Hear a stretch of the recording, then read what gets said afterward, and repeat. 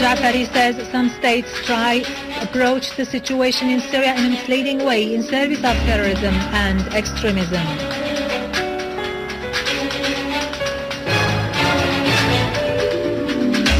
Lavrov said that Geneva II priority should be to combat terrorism, and the Syrian government and opposition should combine efforts to eliminate the terrorists.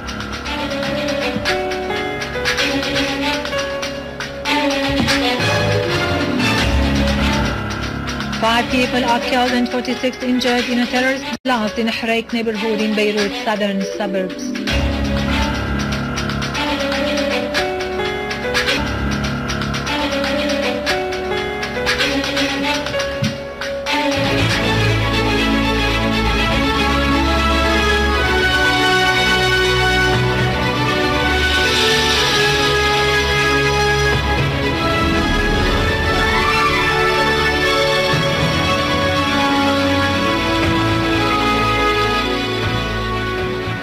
Good afternoon, ladies and gentlemen. This is Irado Krikorian with the news in English.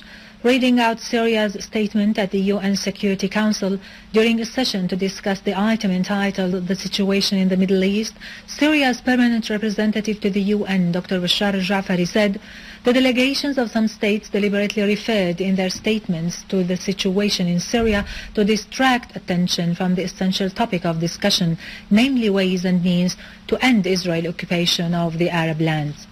These delegations, Dr. al-Jafari added, referred to terrorism on the eastern side of the Syrian borders, namely in Iraq, disregarding the terrorism in Syria.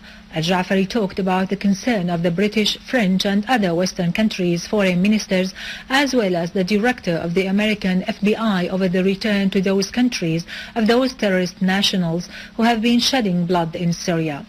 Al-Jafari said Turkish trucks sent by the Turkish government, which were supposed to carry humanitarian assistance to Syria, were stopped by the Turkish police by accident inside Turkish territories, and they proved to be carrying weapons, not medicines, children's food or blankets. Al-Jafari pointed out that the same delegations ignored what Palestinian Labour Minister Ahmed Majdalani had said in Damascus a few days ago, namely that it was the terrorists who had opened fire at the UNRWA-organized convoy of humanitarian assistance when it was trying to enter Al-Yarmouk camp. Al-Jafari said that the subject in question, which was supposed to be discussed at the UN Security Council session, was the Palestinian issue and an end to Israeli occupation of the Arab lands. If some Arabs have done what pleases Israel, I won't do the same. Syria's permanent representative to the UN said Syrian citizens under Israeli occupation in the Golan wouldn't be treated in Israeli hospitals and wouldn't be allowed to study in Arabic in schools according to the Syrian education curricula if they refused to carry Israeli identity cards. Al-Jafari stressed that if the UN wishes to maintain its credibility, then some known states should end their double standard policy and associate words with deeds.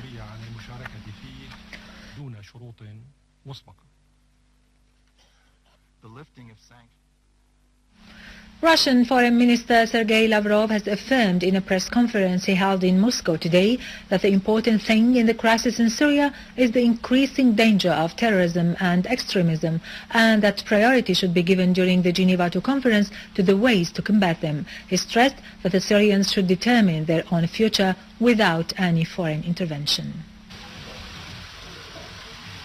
Russian Foreign Minister Sergei Lavrov has reiterated emphasis on the need for the results of the upcoming Geneva II conference to lead to the unification of the efforts between the Syrian state and the opposition in order to eliminate al-Qaeda-linked armed terrorist gangs. In his annual press conference, Lavrov said the Russian-American initiative stipulates the beginning of dialogue among Syrian parties in the interest of the full implementation of the Geneva I statement, which did not call for changing the regime.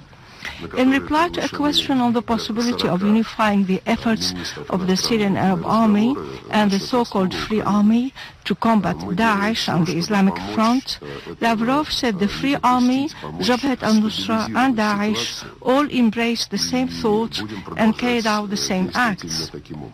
The Russian Foreign Minister said withdrawing the invitation addressed to Iran to take part in Geneva II was a mistake and an obstacle in the way of unifying the Islamic world in its war on terrorism. In turn, Russian Foreign Ministry asserted that the decision of UN Secretary General Ban Ki-moon to withdraw Iran's invitation to attend Geneva II conference has disappointed Moscow because such a step would weaken the international efforts to resolve the crisis in Syria.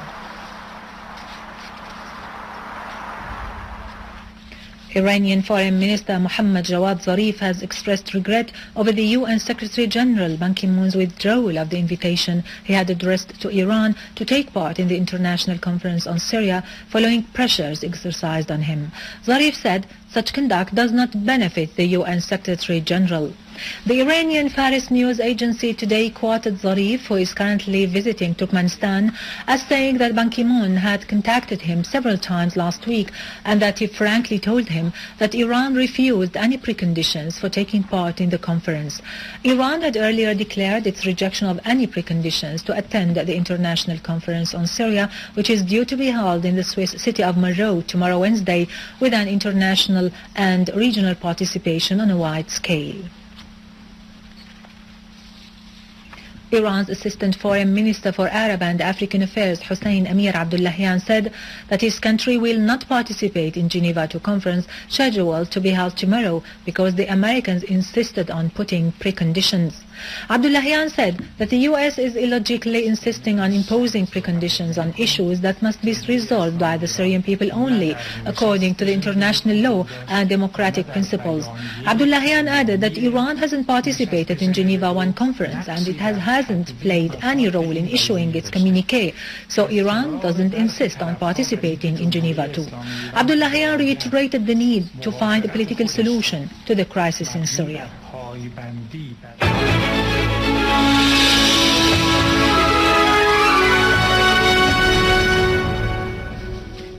Welcome back. In Daraya city in Damascus countryside, units of the Syrian Arab armed forces have found a huge quantity of arms and ammunition inside a store used by the terrorists.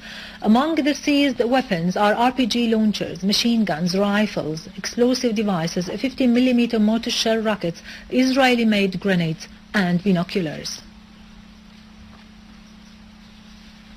For the fourth day in a row, the operation of delivering humanitarian assistance continued to Al Yarmouk Palestinian refugee camp in Damascus, evacuating the patients from it. In Idlib countryside, residents of the camp recounted that the prices of food soared as the armed groups exploited the civilians, showing no mercy even for children. One child was denied even a piece of bread. Next day he died of hunger. The armed terrorist groups have prevented the access of food into the besieged civilians in Al Yarmouk. Some residents who were in very bad conditions were allowed to go out of the camp yesterday. They recounted the tragedy of children and people who were languishing under the siege by the armed groups. Meanwhile, about 600 boxes, including 18 tons of food and humanitarian assistance, have been delivered into the camp, hoping to respond to the initiative by the National Reconciliation Commission, supported by the Syrian government, to put an end to the suffering of the besieged in the camp. In Idlib countryside, units of the Syrian Arab armed forces have eliminated all members of an armed terrorist group, some of whom are Turkish, Chechens and Egyptians, and destroyed 2 cars equipped with heavy machine guns in Nabi Ayyub area.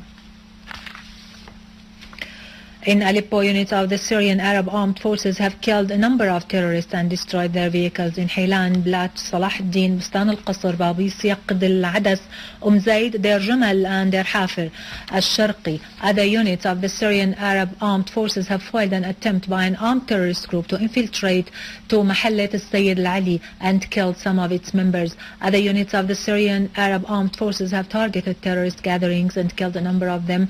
South al-Ma'mal al-Turki, al-Bayk Farm, the vicinity of Talayat al-Mushat, Rasm al-Abbud, the Central Prison, Hreitan and al-Wudayhi. In Homs, units of the Syrian Arab armed forces have killed members of an armed terrorist group in Al-Ghasibiyya village in Ad-Dar al-Kabira, who were firing rockets on the neighboring villages. Units of the Syrian Arab Armed Forces have thwarted an attempt made by terrorist groups to infiltrate towards al-Abudiyya Talhanash axis in al-Qasr southern countryside, killing or injuring a number of them and destroying a 106mm cannon and 4-wheel vehicles. Other units of the Syrian Arab Armed Forces inflicted heavy losses on terrorists in Salam Gharbi, Salam Sharqi, Al-Shandakhiya, Rish, Mas'ada and Rahum villages, killing or injuring most of them. 4 people were killed, including women, and 46 injured in the terrorist blast that took place in Harit Hareik in Beirut's southern suburbs. The Lebanese Al-Manar TV station said the blast took place in Martyr Ahmad Qasir Street, where the latest terrorist blast took place on the 2nd of this month, adding that the blast caused heavy material damages. Members of civil defense were trying to save those who remained inside the houses close to the site of the blast. The Lebanese National Agency said that a booby-trapped vehicle in Shari al-Arid in Hareik neighborhood exploded, adding that it took place only 70 meters far from the site of the latest blast.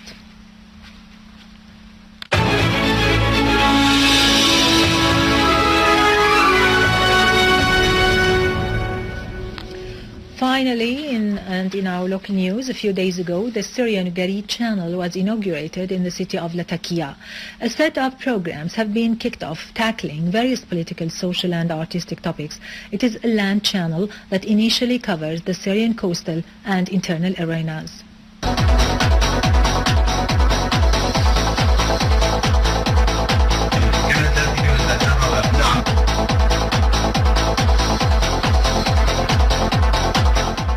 A new Syrian channel is born from the womb of challenge, from the soul of determination to continue and succeed. Name, Ogaret Channel. Place, Latakia. Purpose, to enhance the Syrian media developing.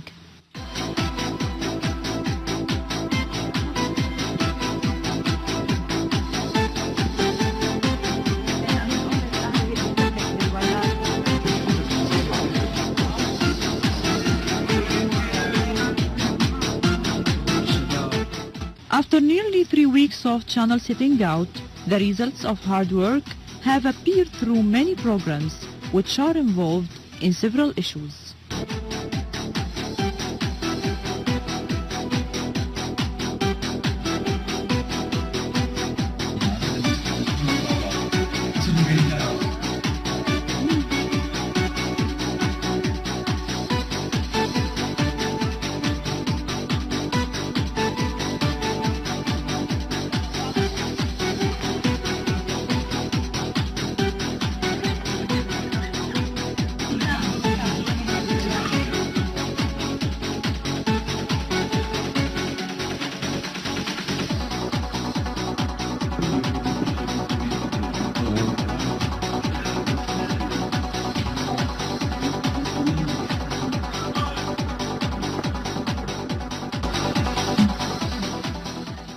Ogaret is launched and the new hope rises. Syria faces the cruel war with hard work, creativity and construction. All the best wishes for the Syrian media. For the English news, Syrian channel, Latakia, Ranim al-Basha. With this, we end our news for today. Thank you for watching. For more details about Syria and the region and to view this bulletin again, you can always visit our website in English, syriaonline.sy. Now to latest business and market news with Nariman Qassam, but after a short break.